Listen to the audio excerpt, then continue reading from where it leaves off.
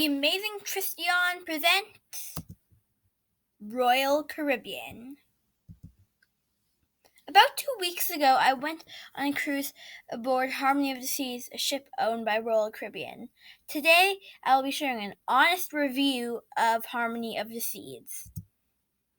Number 1, the sports and pool deck. The sports and pool deck is pretty good. There are like 89 pools and hot tubs. There's 2 slides. There's a dry slide. There's these flow riders. Pretty good.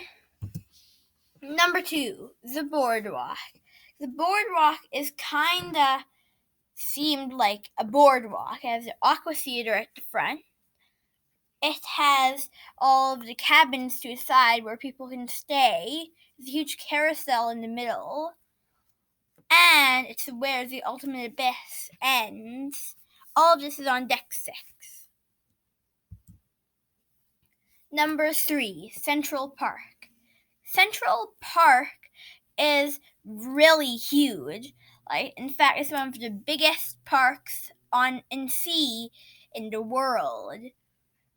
It has the Rising Tide bar, which goes all the way to the promenade, which I'll talk about later.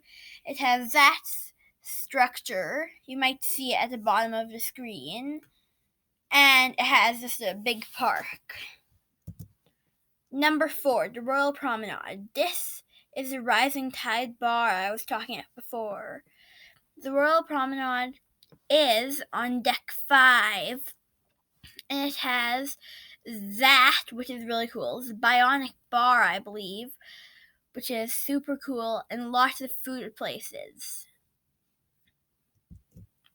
Number 5, Entertainment Place. Entertainment Place consists of 1, the casino, 2, Studio B, which is in the picture, and 3, the Royal Theatre, mostly. So first of all, the Royal Theatre is a huge theater where you can watch plays and they can drop down a movie screen from the top. Studio B, however, is an ice skating show, and when we were there, it was showing a very, very, very strange show.